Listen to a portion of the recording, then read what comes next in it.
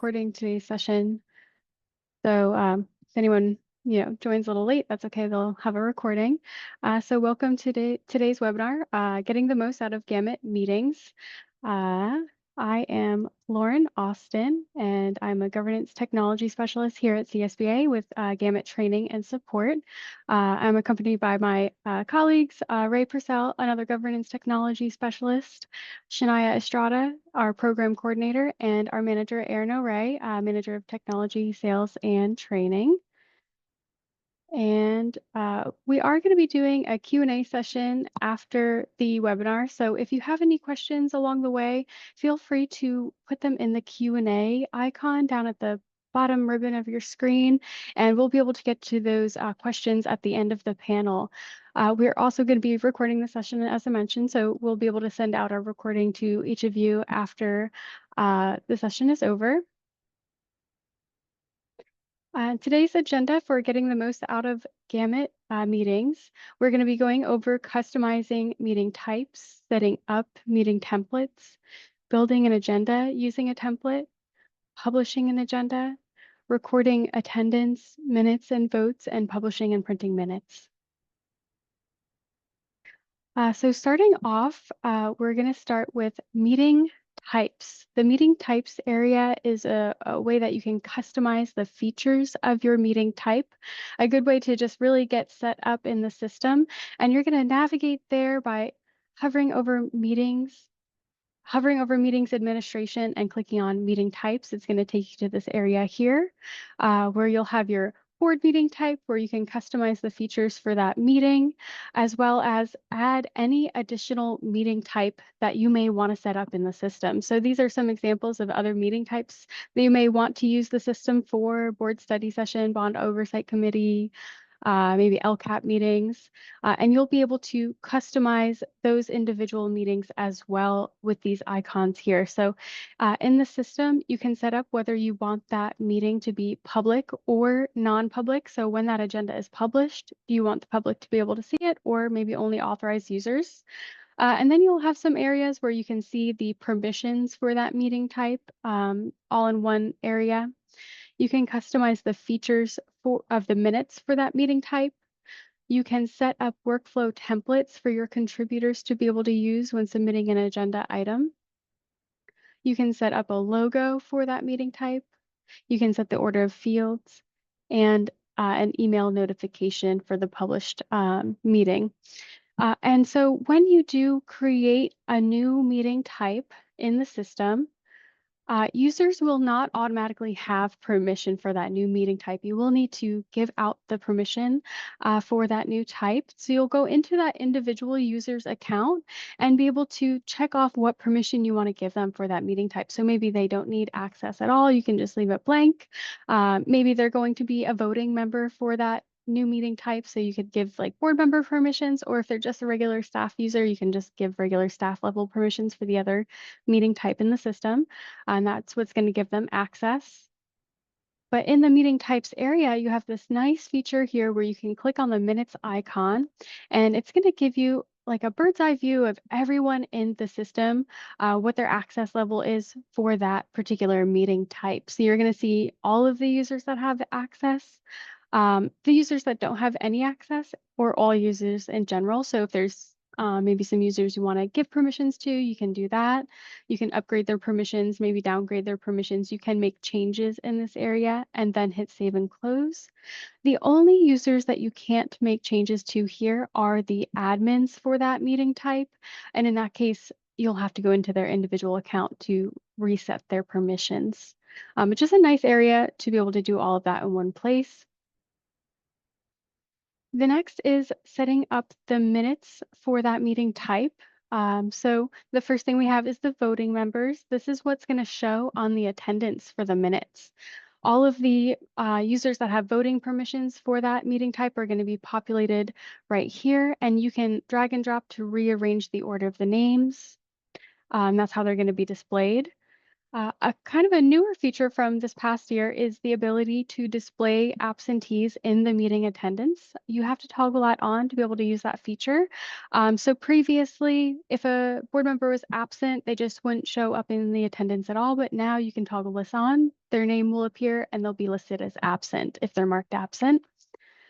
You can also change the title voting members to something else, and that's how it's going to be displayed on the attendance. So if you want it to say board members or board of trustees, you can use this pencil icon to change what that title is displayed as. The next one is the non-voting members. So if there is anyone that you want to be displayed in the attendance who's not a voting member, you can pull their name over to this list over here, and then they'll be displayed in the attendance. You can also change that title from non-voting members to maybe other attendees, or if there's particular language that suits your district better, you can change that with the pencil icon. Next, we have the votes. So this is what you can set the voting display to be as a default in the system.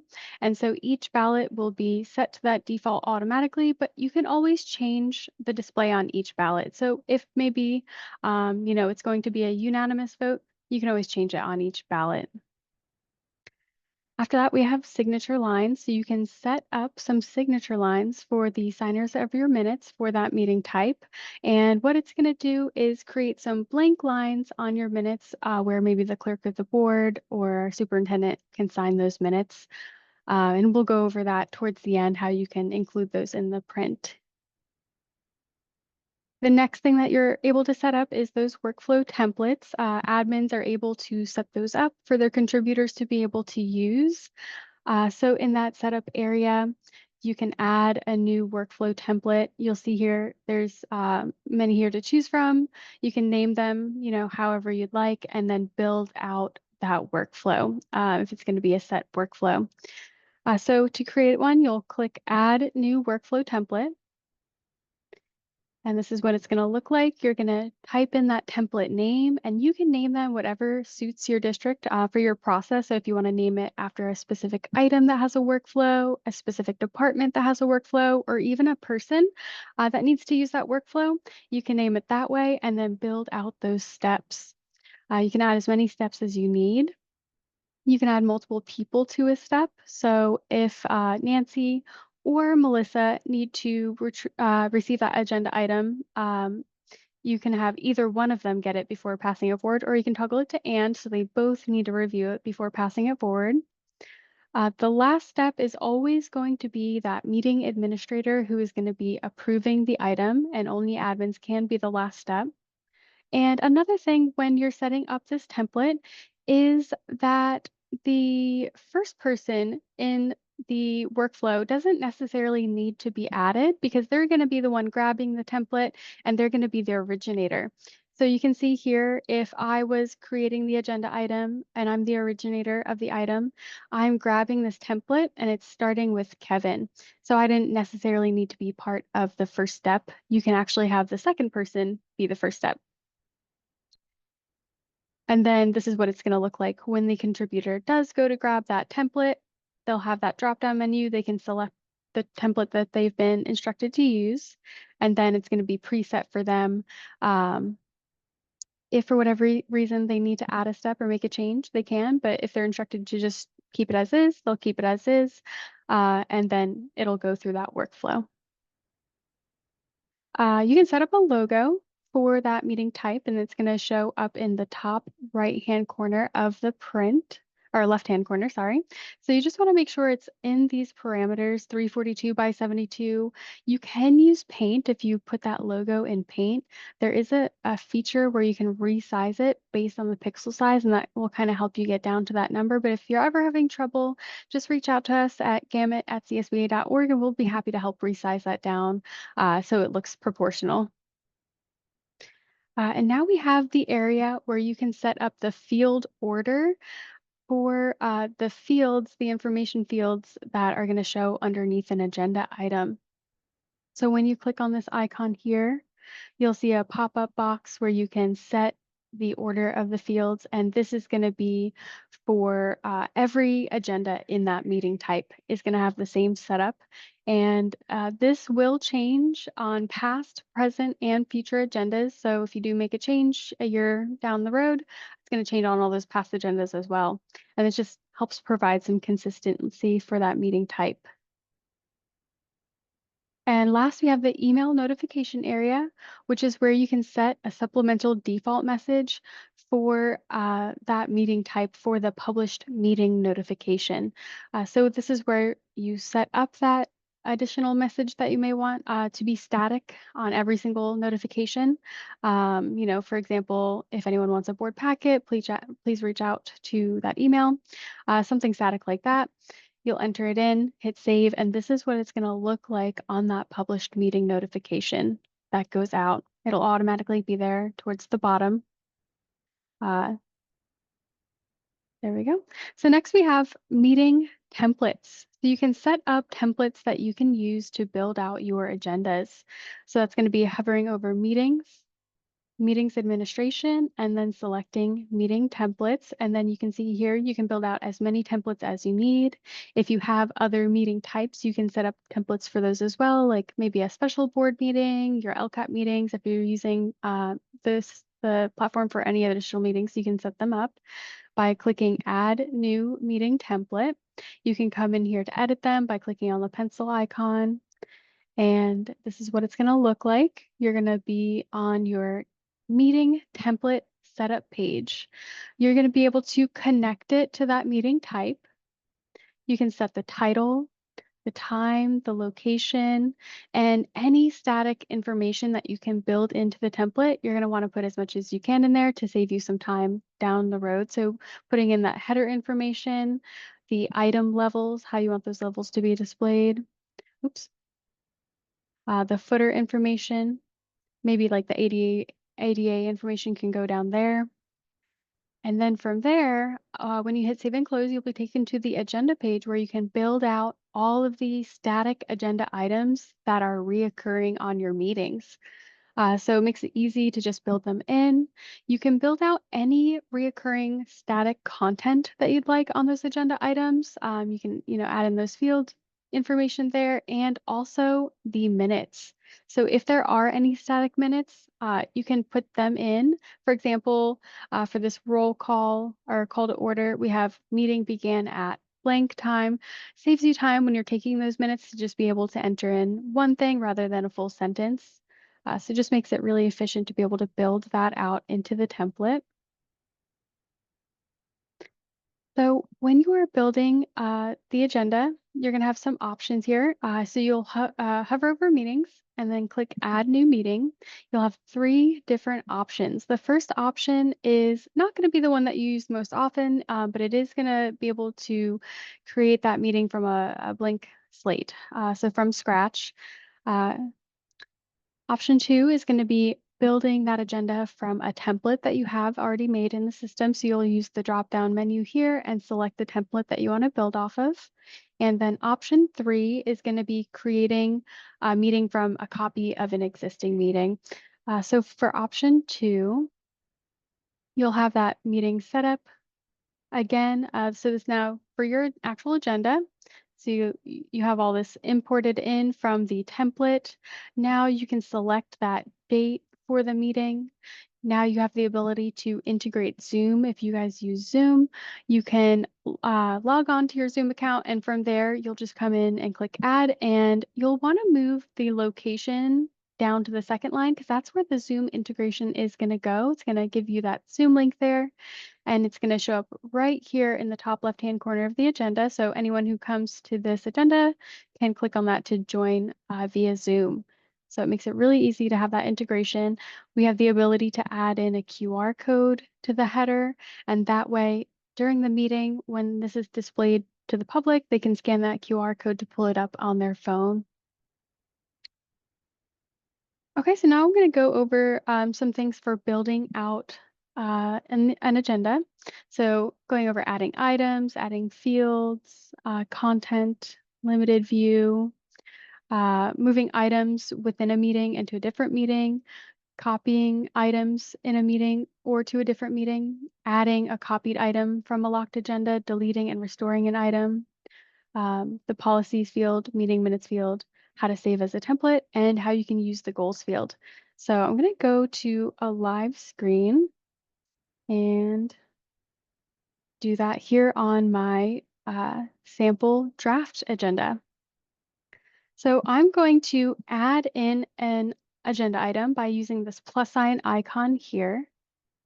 And I'm going to create a new item. I am going to create a student expulsion item. And I'm going to choose where to place that item. So you'll choose here before, after, or under for a sub item, and then where you want to place it into the agenda. And then you'll hit next. And now you can either choose a item template for those fields or just choose your fields individually. So I'm going to choose to add a quick summary field and a recommendation field. And then I'm going to hit save and add content. And there we go. We have our new item with our field, so we can start adding in that information. So maybe if there's a field that you forgot to add, you have this add and remove fields button here. So we can select from the fields that we have. Maybe if I want to add in supporting documents, I'll move that over and click OK. And so you are also able to create these fields in the system in the field labels area. So I'm going to touch on that really quickly, and then we'll go back to adding in our content. So if you wanted to set up what these labels are going to be, maybe there's a particular one that you want to have in your district, you'll go to the field labels area by hovering over meetings, clicking on or hovering over meetings administration and selecting field labels. And that is going to take you to this area here where you can set those labels. So we have some custom options that you can use if there's a field that's not here that you want to have to use on your agendas, you can do that. Or maybe there's particular language that suits your district better. If you want to change fiscal impact to financial impact, you can type that in and hit save. However, we do recommend that you do not change 7 of the fields on this list. And that is going to be supporting documents, recommendation, quick summary abstract, policies, meeting minutes, implementation date, and goals. And that is because they are tied to specific functions in the system. And so if you change them, it might alter the functionality. And they're just not as interchangeable as some of the other ones there because of those functions.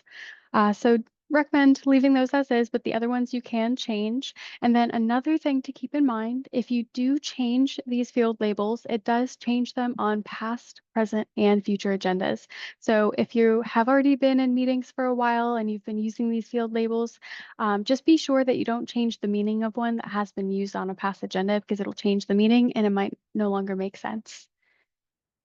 So that's how you can set those up there and be able to use them on your agenda item. So now I'm going to put in some content onto this agenda item, and I'm going to just pull over some text from an outside source, and I'm going to paste it in.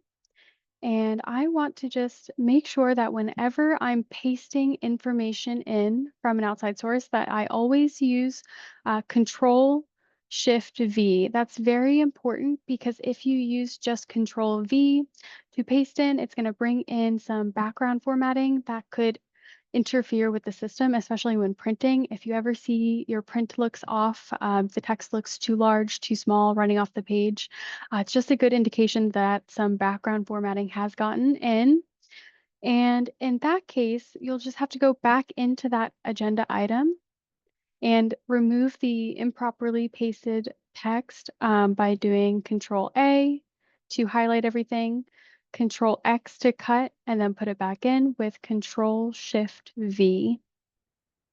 And it's important for contributors to know that as well. I know it's hard to get everyone on the same page sometimes, but I know if you have items coming into you, it's just good to be on the lookout for things like that as well.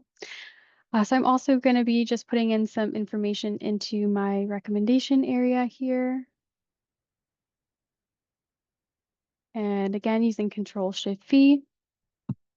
And then I'm going to add in a supporting document.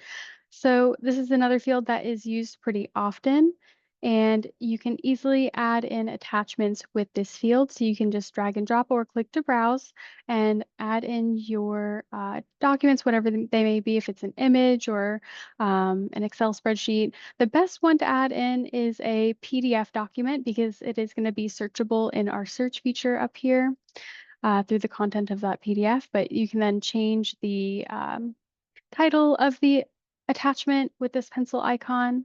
You can also drag and drop to rearrange if you have multiples. So I'm just going to go ahead and mark this item ready for the meeting, and that's what's going to remove that yellow color. And I'm also going to put this agenda item in limited view since it's one of my closed session items. You can use limited view on a closed session item to hide some information from the public. And that is going to be any information that is in any field except for quick summary. If you want to provide them information, you can use the quick summary field. You don't have to if you don't want to, but it will hide every other field. So I'm going to go ahead and hit save and close. And now we can see the information I've added, quick summary recommendation, supporting documents, and I'm just going to quickly show you how it hides from the public when it's in limited view, this little half moon icon there. So I'm going to go up to my binoculars, change my view to public view to see what they would see. And there we go. We can only see the quick summary. All of the rest of that information is hidden from view. So just that's a good one to use on your closed session items if you have sensitive information. I'm going to go back to my admin view. Okay, so now I'm going to show a couple ways that you can move an agenda item in a meeting. So the first way is to drag and drop it. We have this drag and drop icon there that you can turn on, and then you can move that item around. Up, down, you can move it out for a top level item and for a sub level item. This is not my favorite way to move an item because it can be a little finicky. So just make sure you turn it off when you're done because if you accidentally move an item, you might not notice. So the other way that you can move an item is by manually moving it in the system, which is my preferred way. So you just click on the item and click on this move icon here and manually select where you want to move it within that meeting. Um, you can also move the item to a different meeting if it's no longer going to be on this meeting. Maybe it's going to be on the next one. You can choose this option here to move it to a different meeting. You'll select the type and the meeting that you want to move it to, and then just choose where to place it within that agenda. It's going to pull up that meeting's agenda here, and you can select where to move it to. The next thing you may want to do is copy an agenda item. So we have a copy icon here. So you can copy that agenda item within the meeting. Sometimes if you need to have that agenda item listed twice, maybe at the top of the agenda and at the bottom, you can copy it within the meeting. Or you can copy it over to a different meeting altogether. So it'll stay on this one and move over to the next one. You can just select that meeting type and the meeting and choose where to place it. We also have the ability to copy a meeting from a locked agenda, and I am going to be talking about how to lock an agenda in just a little bit. But when you lock a published agenda, you no longer can make edits to it from within that agenda. So maybe there's an item that's in that agenda that you want to copy over, but it's locked and you don't want to unlock it. You can just be on the draft that you're working on, click on that plus sign icon and you can choose to copy an item over from a locked agenda. So if I grab one here that is locked, this 12-1 meeting is locked, I can still copy over one of the agenda items from that meeting. With moving an item, you're not going to be able to move it since it would remove it from the locked agenda. So you'll see here that you'll never be able to grab an item from a locked agenda. See that 12-1 meeting is now grayed out. So you're not going to be able to accidentally remove something from a locked agenda. Okay, so now I am going to delete this item here. If you maybe don't need that item at all, you can just click on the item and delete it with the trash can icon. Click OK. It's going to remove it for you. But the nice thing is, if you do accidentally delete an item on an agenda, you have 30 days to retrieve that item.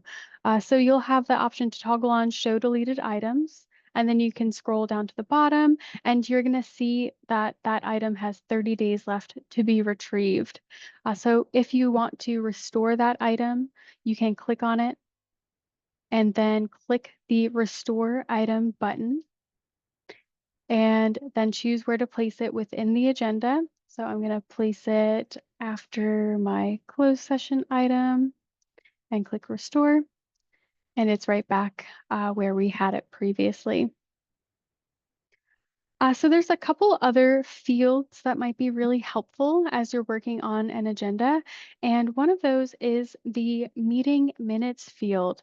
It makes it really easy to pull in a past meeting's minutes for approval at the next board meeting. So on that minutes approval item, you'll click into edit mode and you'll grab that meeting minutes field, which I already have that on there. And then it's going to pull in the past meeting minutes here to select from. So if I want to attach the 12:1 minutes to this agenda item to go to the board for approval, I can select it. There's some other options here if you want to include that information in those minutes. And then you'll just hit save and close, and it's going to attach those minutes as a PDF document for the board to be able to review and approve them.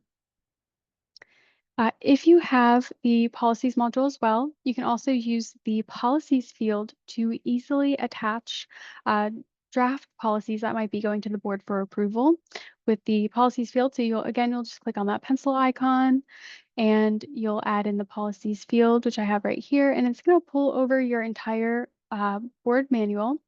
And you can search through to find the draft that you're looking for to add it in.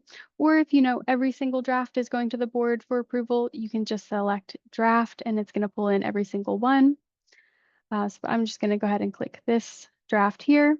If you want the CSBA notes to be included, you can check this box and that way the board will be able to see those CSBA notes on there as well.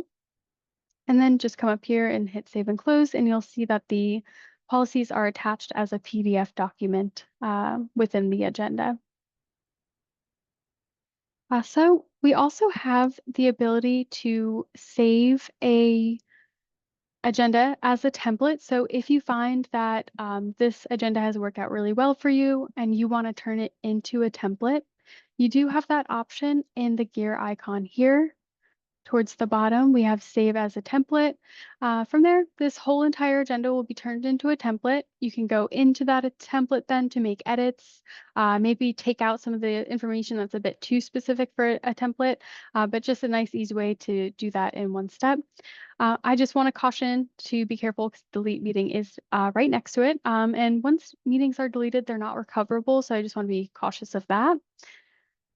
And then the next field that we have that you may want to use is the goals field. And I'm just going to pull my slides back up.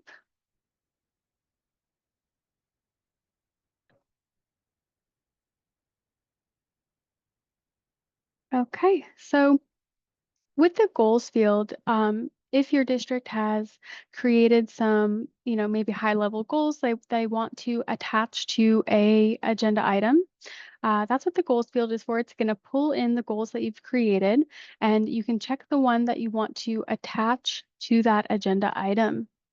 And from there, we have the goal alignment area, which tracks how many times that goal has been linked to an agenda item. So it kind of helps you get an idea of maybe where you may be with keeping that goal on track. The public can see your goals and the goal alignment area. So if you want to set up goals to be able to use them on an agenda, That's when you can go into this area here, goals, to set them up. The public can also view them once they're created, but this is what it's going to look like when you're setting them up. You have an area where you can add in some things like the beliefs, mission, or vision statement, and then you can create those goals. So you'll click that and then you can create them and come back in and edit them if needed. And to set them up, you'll put in the title. The title is what's going to be displayed on the agenda when you connect it to an item. Uh, the description, you can enter in that description of the goal. That can be viewed in the goal area in that drop-down menu. You can sequence the goal and then set the visibility for that goal. If you want it to be public or maybe you want it to be private, you can set that there and then hit save and close. Okay, so now once our agenda is complete, we're going to go ahead and publish the agenda. So we have the gear icon where you can select publish, unpublished meeting, and it's going to take you to that publishing page. So if there's anything that was left in a yellow highlighted color, any agenda item that was left in yellow because it wasn't marked ready for the meeting, now is the time where you can do that all in one place. If you don't mark it ready for the meeting, it's going to stay yellow, which means the public is not going to be able to see that. A logged in admin would see it there in yellow, but your public wouldn't, so it wouldn't really be part of the agenda. So just make sure you mark it ready for the meeting. From there, you want to make sure that your closed session items are in limited view if they're needed to be in limited view. The rest are going to be in public view. And then we just want to make sure that we never ever use confidential or management view on a board agenda or any other meeting that needs to have Brown Act compliance, because this is reserved for other meeting types that don't need that Brown Act compliance because it will hide the agenda item title. And information from the public. So it will look like it doesn't exist at all. So that's going to be for maybe like internal meetings or things like that. But anything with Brown Act compliance, just use that limited view. It's what's going to keep you in Brown Act compliance while hiding some information from the public. And the rest will be in public view. And then you can hit save and close, and it will publish at the time that is selected. So if you want it to publish at the maybe 72-hour mark before the meeting is set, you can set that right here, and then it's going to publish at that time that you specified. You can also set the public and the authorized users to have separate times. If you want the authorized users to have access first, maybe an hour before, the day before, you can do that. But typically, they'll just get access at the same time. Okay, after that is published, you'll have some options of things that you might want to do next. So the next thing you might want to do is send out that email notification that the agenda is published. We have some print options for printing the agenda. You can view that agenda from another perspective, like we saw earlier, add it to a calendar. You can lock that published agenda. If your district also has the communications module, there is a feature where public or users can subscribe to notifications for those published meetings or published minutes. And then we have sticky notes here. So if a user wants to take private notes, they can with that sticky notes icon. So first thing you'll probably want to do is send out that email notification. So gear icon can be right there. And then this is what that's going to look like. Anyone who has access to that meeting type in the system, users that have access will automatically be imported in, but you can change who has is going to receive it by clicking to, selecting the users that you want to receive it. And then from there, there's a BCC line. So if you have an outside email list with maybe parents or community members that you want to paste in, you can do that. Just make sure that all of the emails have semicolons between them, so that way it sends out properly. You'll have the subject line regarding that specific meeting, and then you have the option to include a copy of the agenda within that email. And this is what that's going to look like. You'll see that default message here, and then the agenda outline will be down below. And that's just going to be a basic agenda outline with just the items. And then down below is going to be that message. And then you'll hit send, and it's going to send that notification off. If you do have the communications module, that is when you're able to enable subscriptions to the published meeting or published minutes notification in the meetings module. So um, as an admin, you can see the notifications administration area where you'll click on the meetings tab. You'll see all of your meeting types, and you can enable people to subscribe to those notifications by toggling that on. You can see how many people have subscribed, and when you click on that, you'll see who is subscribed. You'll see if they're users of the system, or maybe they're not users of the system, they're members of the public. You can uncheck the box to unsubscribe them if needed, but it'll still keep that history there so you'll know that they at one point were subscribed. So you kind of gives you a little bit more control over that. And so this is what it's going to look like if someone comes to the site and wants to subscribe to those notifications. They'll have the option at the top in the envelope icon. They can click on that to subscribe to notifications. They'll have an area on the meetings listing page where they can subscribe to notifications. And then on the agenda itself, there's another icon, envelope icon, that they can click to subscribe.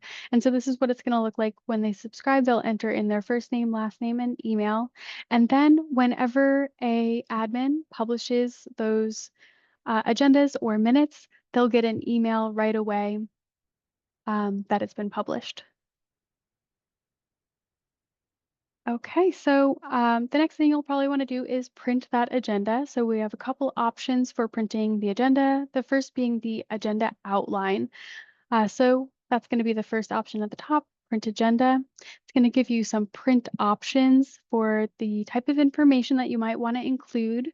And if you want it to be just a basic bare bones outline, you can do that by just leaving off any of the field information and it's just going to have those agenda items. But if you want to include a little bit more information, you can toggle on quick summary, recommendation, or any other additional field that you might want to have in there. So maybe supporting documents is something that you want to have in there. You can add that right there. It will hide the label for you. So it's not going to say quick summary or recommendation unless you want it to. Then you can toggle that off and it will say that label. But this is what it's going to look like. It's going to have that field information underneath the agenda item. If you did include the supporting document field on this agenda outline, it will just have a link to that attachment. It's not going to print out the full attachment that is in the next print option, but it will have a link. So this is a great way to send someone an outline, maybe via email or digitally, and they'll be able to click on the attachment to view it. The next option is print meeting packet with supporting materials. So this is how you can print out that full meeting packet. It's going to give you pretty much the same print options, and then there's going to be a print agenda outline section. So this will be just the outline of the agenda again, and it's going to serve more of a table of contents rather than the actual agenda because the full agenda will print out down below with each agenda item on its own page with all of the field information and attachments available. So you'll make your selection and hit print. If there maybe is an attachment that you don't want to include, you can uncheck that box. So you do have a little bit more freedom of what to include there. So give it about 20 minutes to populate that print, depending on how large that agenda is. If you click stay on this page, it'll populate for you when it's ready. If you hit continue and keep working, on something else in the system, you'll just get a notification in the bell icon when the print is ready. And this is what the agenda packet will look like. You're going to have a cover page with, the logo, if you have a logo on there and all the meeting details, but then you'll have the agenda outline portion, which will have kind of a table of contents there so you can know where to navigate down below to find that agenda item. And each agenda item will have its own page with all of the information there. And if there's an attachment, it'll be listed, but then it's going to print out in full right alongside that agenda item. So this is great for maybe record keeping purposes for your binders. Each agenda item will have its own page. So that's the packet. So next is locking that published agenda. So as an admin, you do now have the ability to lock a published agenda from further edits being made. So this will prevent things from maybe accidentally getting changed, maybe accidentally deleting an item or something like that. So you'll click on that lock icon, lock the agenda. It will state who locked it and when. And then again, if someone comes in and unlocks it, only admins can do that. So if another admin were to come in and unlock it, it would state who unlocks it as well. So kind of helps keep track of when it was locked or unlocked. Same thing goes for the minutes. You can lock those as well. So during the board meeting, when you're going to take your minutes and your votes, the very first thing that you're going to want to do is take the attendance, and you'll click on the gear icon on that agenda, click on attendance, and then click import attendees. And that is going to bring in all of the settings that you would set up in that minutes area. So if you have voting members and non-voting members, they're both going to show. The non-voting member will have an X here so they can't vote, and you'll mark them as present, and then hit save and close, and they're going to be populated into the attendance. If you know that a board member is running late, but you know that they are going to show, I would recommend that just marking them present at the top of the hour, just because the attendance is connected to the ballot. So if you mark them as absent and they do show up halfway through the meeting, they'll no longer be able to vote on the ballots that they are there for. So um, just marking them present, and then you can mark them as not present for the first few that they're not there for. There is that option in the system to mark someone not present. That way they are still on that ballot. But if you do know for a fact that they're not going to be attending that board meeting, you can just mark them as absent.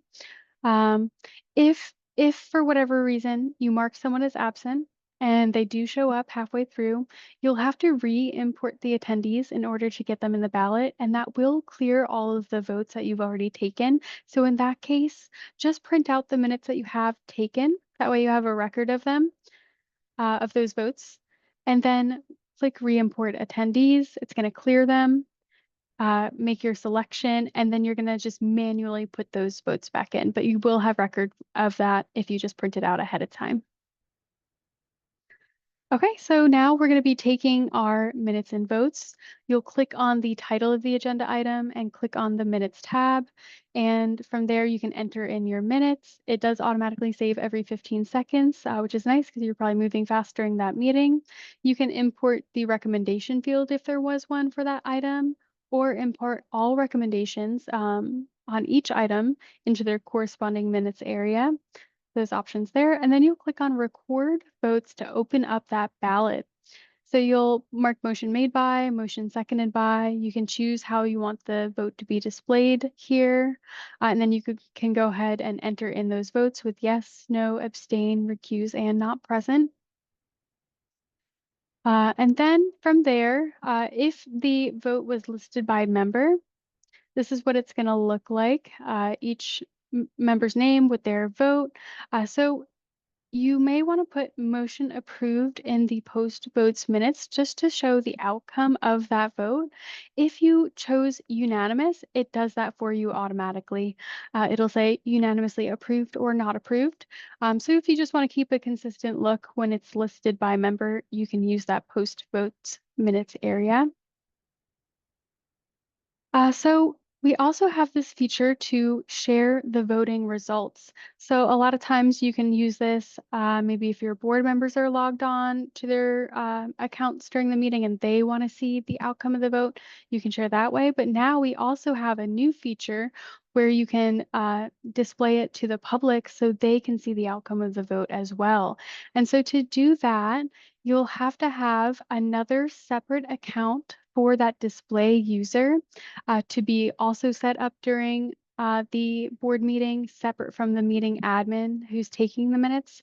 So you can have maybe your backup or an IT person be logged onto that other computer that is displaying to the public with that display user account that you created. When you create the display user account, you just need to give them the permissions for access this type and administer minutes. Nothing else, just those two. And then when it's displayed up on the screen, you can follow along on the agenda. And when the meeting admin taking the minutes selects share results, that display user will get that pop up on their screen for the public to view with the outcome of that vote.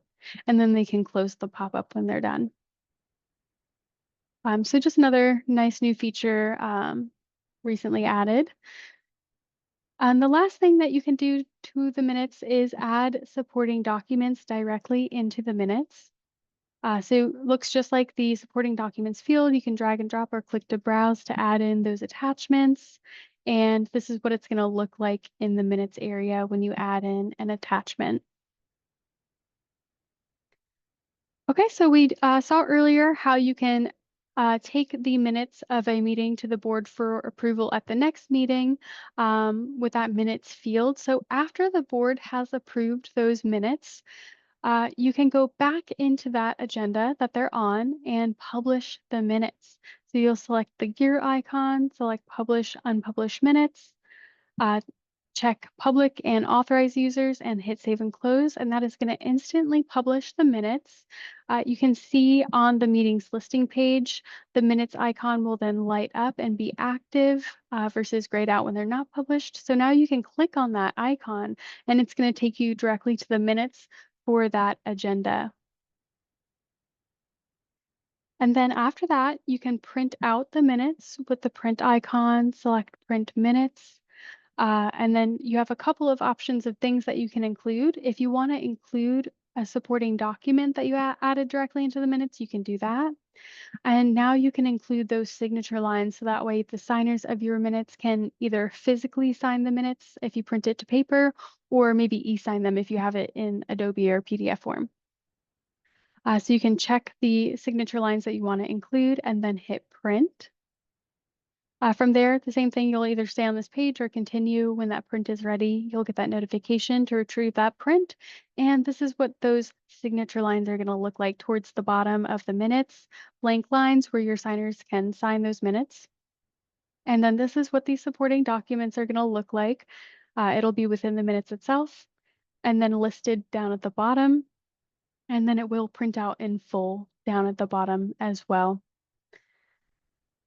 Okay, so that concludes, all of the features for GAMUT meetings that might help you in your process. Any questions?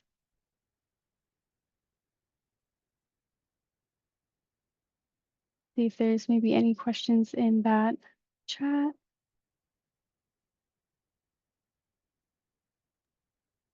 Hi, Lauren. We didn't have any come through the Q&A, so I'd recommend that if anybody has any questions for Lauren, you can definitely unmute yourself. We'd love to do a dynamic Q&A session as well. I tried to send a chat, but it says disabled. Okay, Oh, what about the Q&A chat? Is there a separate Q&A button? there is. It is also not got any questions in it, but Maribel, do you have a question for Lauren? I was wondering, when you were saying about that you can send the agenda to people and it could be outside people, right? But do they Mhm. have to be like you have to copy and paste the emails in there? You Or do is have there something to. that like you can set up and you can automatically? Yeah, there's nothing in the system that you can automatically have them in there, but a lot of districts will have like maybe a Word document with the list of emails with the semicolons already put in there. So it makes it really easy. You can just copy and paste from that Word document and paste it into that line, and they'll all be exactly, with the semicolon already there. So it'll just be able to send it to them from there.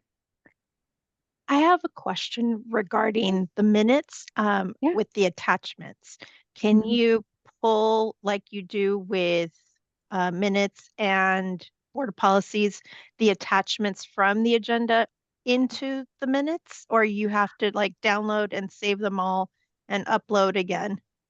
Great question. Yeah. In that case, it's not automatically going to pull it for you, but you'll be able to download them or print them and then attach them that way, attach the file that way. Okay, thank you. You're welcome. And actually, I want to take a minute. I did skip over an important part of the webinar for copying agenda items within the meeting or to a different meeting in bulk. So I'm just going to go back really quickly because I want to make sure that I show that because it is a newer feature. Let me find my button here and okay, so thank you for hanging in there. I'm going to just go over this last thing and then I'll get back to the questions. But bulk copy. So that's this button right here. You can click on that and it's going to show you all of the agenda items that you have in the system. If you want to copy that maybe top level agenda item and all of the ones below it, you can include that. If there's a workflow or a task on there, you can include that and then copy it within this meeting or to a different meeting. So it saves you time from having to individually copy each one over. You can select everything at once. If you copy it to a different meeting, you'll select that meeting that you want to copy it to. And it's always going to do a bulk copy at the bottom of the agenda. So it's going to put everything down at the bottom, and then you can go into that agenda and rearrange them from there. So that's just another new feature that helps to save some time as you're copying over items. So I did want to mention that, but I'll go back to the slide. Any questions about that feature? I have a question, not on the feature, but I have a question on when you did the policy review, like bringing over the if there's a policy that board bylaw, whatever, that Mhm. board is gonna be looking at. Yeah. You bring it over and then it'll can you bring it over with the red, like if we add the red lines, would it come over like that with striking things that were there before? Yeah, great question. It will, if there's track changes on there, it will carry over. So that way the board will be able to see those track changes. And so I'm gonna have to look at the video like when you share it because I wanted to see exactly how you brought it over to when there's a meeting, to bring it over to the meeting section. To bring it over to the meeting section, Yeah. if you have the policies module, it will automatically import for you. So let me just go back to that policy item. When you click on the pencil icon and you have that policies field added in, it's going to import everything for you. So you can just make your selection for the draft that you want to pull over, and then hit save and close, and it's going to automatically attach it. So if there's track changes on there, it is going to have those. And then if you had clicked that option to include inline comments, it'll have the CSBA notes as well. I need to try that. I'm gonna do it in that tester. I'm gonna try it today and Yeah, do it. it makes it very, very convenient to pull over. Yeah, Thank you. you're welcome. I have another question. On your fields, you mentioned to avoid changing the title for one of them was implementation date because Mhm. it's tied to other features within the system. Can you tell me what is the purpose of the implementation date?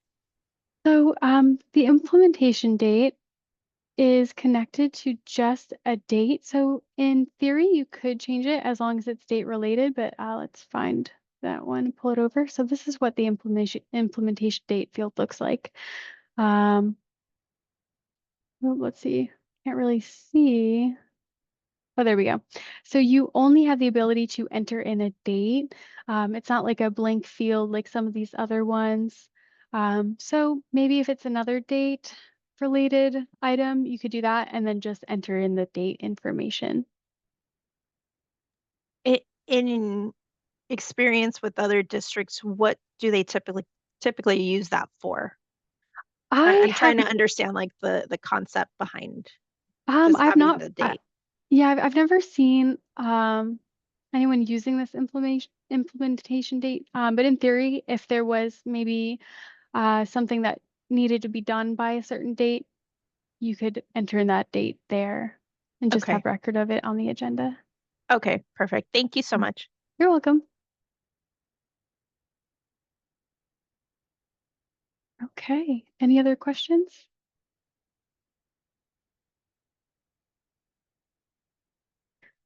Okay, well, I'm going to pull up that slide so you have our information. If you have any questions down the line, let me pull that back up. Okay, so you can always reach the GAMUT team with any questions that you might have. We have our email here, gamut@csba.org, and our phone number. And then if you're interested in maybe any of the other modules, maybe policies or communications, we have Shania's information here. You'll be able to reach out to her for a demo. But feel free to reach out with any questions that you might have, and then we'll be sending out the recording of this webinar. But thank you all so much for joining us today. And any, is there one more? Yeah, sorry, there was one question in the chat. It was from an anonymous participant, but they asked, when is it recommended that an agenda best be locked? It is recommended that you lock the agenda maybe right after publishing it if you know that no further edits can be made. Because of that Brown Act compliance, you want to make sure that nothing accidentally gets changed. So in that case, locking it will prevent things from maybe accidentally moving around or getting deleted. And I know that sometimes it is the case that we need to make a change maybe on the technical side of things that doesn't take you out of Brown Act compliance. Maybe it's just a formatting issue. And then in that case, you're able to unlock the agenda, make that technical change, and then relock it. But really, it's just there to prevent anything from accidentally being changed. Thank you. All right. All right. Thank you for that question. Okay. Well, thank you all so much for joining today. And I hope you have a lovely rest of your day. Thank you. Thank you.